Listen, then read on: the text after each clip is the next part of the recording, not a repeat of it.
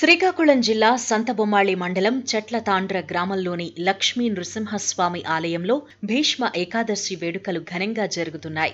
వేలాది అరటిగెలను ఆలయంలో కట్టి స్థానికులు భక్తిని చాటుకుంటూ ఉండడం ఇక్కడ ఆనవాయితీగా వస్తోంది. ఇందులో భాగంగా మంగళవారం నుంచి 3 రోజుల పాటు వివిధ ప్రత్యేక పూజలతో పాటు సాంస్కృతిక కార్యక్రమాలు నిర్వహిస్తున్నారు. చెట్లతాండ్ర గ్రామంలోని ఈ భీష్మ ఏకాదశి ఉత్సవాలకు తెలుగు రాష్ట్రాలతో పాటు తెలంగాణ, ఒడిశా, పశ్చిమ బెంగాల్, మధ్యప్రదేశ్, ఛత్తీస్గఢ్ తదితర రాష్ట్రాల నుంచి భక్తులు తరలివచ్చి లక్ష్మీ నరసింహస్వామిని దర్శించుకుంటారు. ఈ ఆలయానికి ఓ ప్రత్యేకత ఉంది. సుమారు 150 ఏళ్ల కిందట పరవస్తు అయ్యవారు చెట్లతాండ్ర గ్రామానికి వచ్చినట్టు చారిత్రక ఆధారాలు చెబుతున్నాయి. పరవస్తు అయ్యవారు గ్రామంలో అందరితో కలివిడిగా ఉంటూ అందరి సమస్యలను తీరుస్తూ ఉండేవారు. ఇక్కడే ఒక ఆశ్రమాన్ని స్థాపించి లక్ష్మీ నృసింహస్వామిని పూజిస్తూ ఉండేవారు. అయ్యవారు సమాధైన తర్వాత ఆ స్థానంలో పెద్ద మర్రి చెట్టు పుట్టింది. దీంతో అక్కడే స్థానికులు చిన్నపాటి ఆలయాన్ని నిర్మించారు.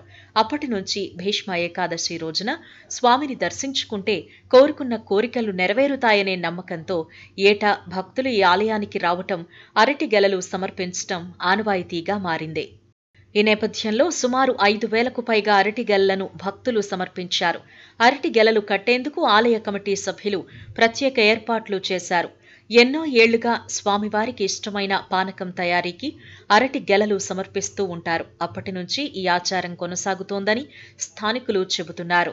ఆలయ ప్రాంగణంలో ఏర్పాటు చేసిన చలువ పందిళ్లకు అరటి గెలలు కట్టి భక్తులు మొక్కులు చెల్లించుకుంటారు. భీష్మ ఏకాదశి నుంచి 3 రోజుల పాటు చెట్లతాండ్రలో ఉత్సవాలు ఘనంగా నిర్వహిస్తూ ఉంటారు.